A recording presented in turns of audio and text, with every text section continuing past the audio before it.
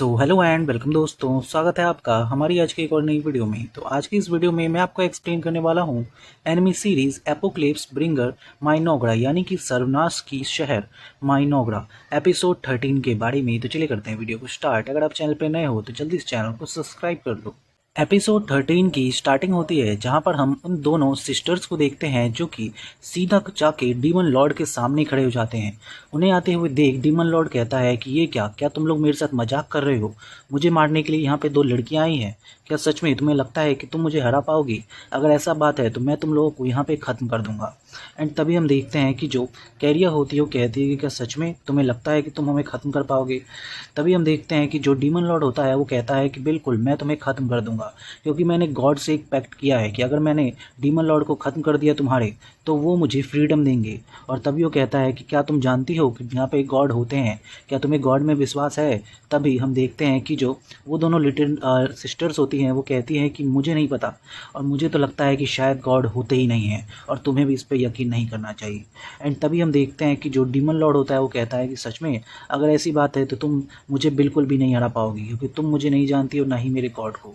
And अचानक से वो डीमन लॉर्ड अपने आसपास एक बैरियर खड़ा कर देता है बहुत ही तगड़ा, और वो कहता है कि तुम इसे बिल्कुल भी भेद नहीं पाओगी।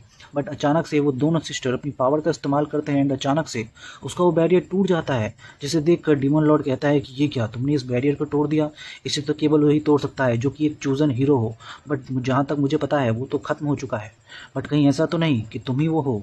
मुझे लग भी रहा है, क्योंकि तुम लोग बिल्कुल भी बात नहीं करते, बिल्कुल उस हीरो की तरह ही जो बिल्कुल कुछ बात नहीं करता।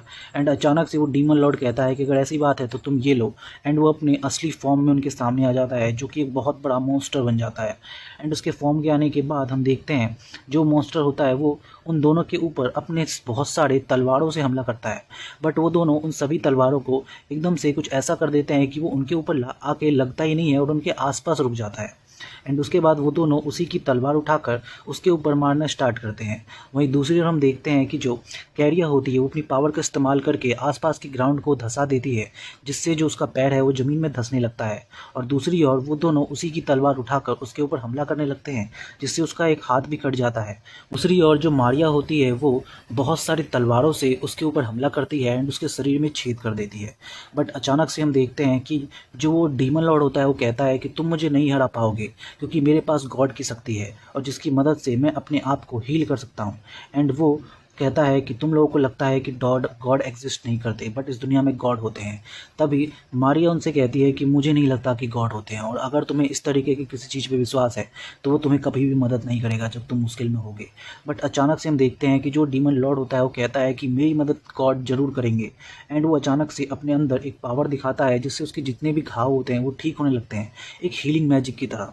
बट अचानक से एकदम से एक स्ट्राइक होती है एंड उस मॉन्स्टर यानी कि उस डीमन लॉर्ड के दो टुकड़े हो जाते हैं। एंड हम देखते हैं कि सामने एक लड़का खड़ा होता है और कहता है कि मुझे लगा कि तुम दोनों को शायद मेरी ज़रूरत होगी, इसीलिए मैं यहाँ पे आ गया।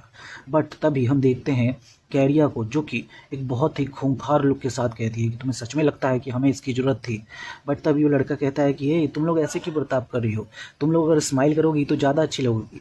बट तभी वो कहती है कि तुम्हें सच में लगता है कि हम स्माइल करेंगे? तभी वो लड़का कहता है कि मुझे लगता है कि तुम मुझे अपने इस लेवल के साथ नहीं हरा पाओगी। तभी हम देखते हैं कि वो दोनों कहते हैं कि सच में तुम्हें ऐसा लगता है, बट तुम पक्का मरने वाले हो। बट तभी हम देखते हैं कि उन लोगों की फ़ाइट स्टार्ट ही होने वाली होती है कि वहाँ पर R2 आ जाती है।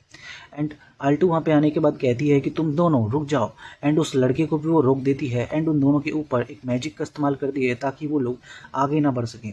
एंड वो कहती है कि मैंने जैसा कि तुम्हें कहा, किंग ने कहा है कि तुम दोनों को वापस चलना होगा मेरे साथ। बट वो दोनों कहती हैं कि सच में तुम्हें लगता है कि हम तुम्हारे साथ वापस जाएंगे? बट तभी R2 कहती है कि तुम लोगों को कोई मिसअंडरस्टैंडिंग हुई है, मैंने कहा ना किंग ने ऑर्डर दिया है, तुम्हें मेरी बात माननी होगी। बट तभी कैरिया कहती है कि सच में तुम्हें हमारे रास्ते में नहीं आना चाहिए, वरना हम तुम्हें भी ख़त्म कर देंगे, क्योंकि तुम्हें पता है ना हमें खुद जो हमारे मैजिस्ट्री हैं उन्होंने ही ये पावर दी है। तभी हम देखते हैं कि जो R2 होती है वो अपने स्किल्स का इस्तेमाल करने लगती है और कहती है कि अगर तुम नहीं मानोगी तो मुझे फोर्स करना होगा। बट तभी जो वो दोनों बहनें होती हैं वो कहती हैं कि शायद तुम भूल गई, मुझे किंग ने ही ऑर्डर दिया था कि हम फ्री होकर जो चाहें वो कर सकते हैं, चाहे कुछ भी हो। बट उससे हमें, अगर हमारे मॉम को प्राउड फील होता है तो हम जो चाहें वो कर सकते हैं। बट तभी जो मारिया होती है वो सोचने लगती है कि सच में मॉम को प्राउड फील होगा इसके बाद। बट अचानक से वो ये सब सोचते हुए वो दोनों अपनी तलवारों को फेंक देती हैं एंड हम देखते हैं कि फाइनली वहाँ पर सूरज निकलता है। एंड सूरज के निकलने के बाद वो दोनों आल्टो से माफ़ी मांगते हैं और कहते हैं कि मैं माफ़ कर दीजिए अपने रूड बिहेवियर के लिए। एंड अपनी तलवार फेंक कर वो उसके साथ चलने लगते हैं। तभी हम देखते हैं आल्टो को, जो कि पीछे देखती है उस लड़के को, बट वो लड़का वहाँ से जा चुका था। एंड वो देखती है कि वो एक स्कूल यूनिफॉर्म में था और वो कहती है कि कहीं ये वही तो नहीं जिसके बारे में टाकुटो सोच रहे थे। और तभी हम देखते हैं कि वो दोनों को लेकर अपने साथ जाने लगती है। तभी जो वो दोनों सिस्टर्स होती हैं वो आल्टो से पूछती हैं कि क्या हमारी माँ इसला वापस आएगी, बट वो कहती है कि नहीं, वो मर चुकी है। ये बात सुनकर वो दोनों काफ़ी ज़्यादा रोने लगती हैं। देन हमें अगला सीन दिखाया जाता है जहाँ पर हम उसी लड़के को देखते हैं जो कि वहाँ से भागकर कुछ दूर आने के बाद वहाँ पर बहुत तेज़ी से चिल्लाता है और कहता है कि ये तो बहुत ज़्यादा डरावना था, वो दो तीनों की तीनों लड़कियाँ। तभी अचानक से उसके सामने एक लड़की आती है और कहती है कि मैं हूँ आपकी स्लेव। एंड वो कहती है कि मुझे लगता है कि मैं आपके लिए एक मैसेज लेके आई हूँ गॉड का। बट तभी वो लड़का कहता है कि तुम मुझे ये मैसेज मत दो, क्योंकि मैं जानता हूँ उस गॉड के वजह से ही मैं यहाँ पर हूँ। बट मुझे खुशी इस बात की है कि मैं आखिरकार इस दुनिया को बचा रहा हूँ, जिससे मुझे काफ़ी ज़्यादा अच्छा लग रहा है। एंड वो दोनों वहाँ से चले जाते हैं। दूसरी ओर हम देखते हैं उस विच को जिसने नॉर्थ की तरफ काफ़ी ज़्यादा तबाही मचाई थी, उससे मिलने के लिए वहाँ पर खुद एक सेंट आती है जो कि उससे लड़ने का वादा करती है। उसके मिलने से ही वो जो विच होती है वो कहती है कि फाइनली ये हमारी 19th बैटल होगी, इससे पहले भी हम 18 बार लड़ चुके हैं। तभी वो सेंट अपने दिमाग में सोचती है कि मैं पहले भी इसे 18 बार हरा चुकी हूँ और इसे कई बार मार के अलग अलग तरीके से सील भी कर चुकी हूँ, बट फिर भी बार बार वापस आ जाती है। आखिर मुझे पता लगाना ही होगा कि इसका क्या मतलब है। तभी हम देखते हैं कि जो सामने जो विच खड़ी होती है वो कहती है कि तुम्हें पता है, अब की बार में मैंने अपना डाइस जब घुमाया था तो मेरे को 100 में से 100 मिले थे, यानी कि तुम्हें मारने के चांसेस 100 हैं। एंड हम देखते हैं कि अचानक से हमें अगला सीन दिखाया जाता है जहाँ पर उस सेंट को एक क्रिटिकल अटैक लगता है एंड वो नीचे ज़मीन पे गिर जाती है। एंड जो वो विच होती है वो काफ़ी ज़्यादा हंसने लगती है और कहने लगती है कि फाइनली मैंने अपने गॉड की विश को पूरा कर दिया, अब मेरा अगला काम है माइनोग्रा जाना। एंड हम देखते हैं अगला सीन जहाँ पर हम किन टाकुटो को देखते हैं जो कि काफ़ी ज़्यादा अजीब फील कर रहे होते हैं और कह रहे होते हैं कि ये सब मेरी ही गलती है कि मैं नहीं कर पाया और मेरी वजह से ये सब हो गया, इसला भी मारी गई। एंड तभी वहाँ पर उससे मिलने के लिए एक एल्फ आता है, बट जो किंग होते हैं वो कहते हैं कि प्लीज़ यहाँ से चले जाओ। एंड किंग को अपने ऊपर काफ़ी ज़्यादा गुस्सा आ रहा होता है, वो अपना हाथ जल्दी से नीचे ज़मीन पे मारते हैं, जैसे वो ज़मीन में छेद हो जाता है एंड किंग नीचे गिर जाते हैं। वो सोचते हैं कि ये क्या, मेरे पास इतनी पावर है।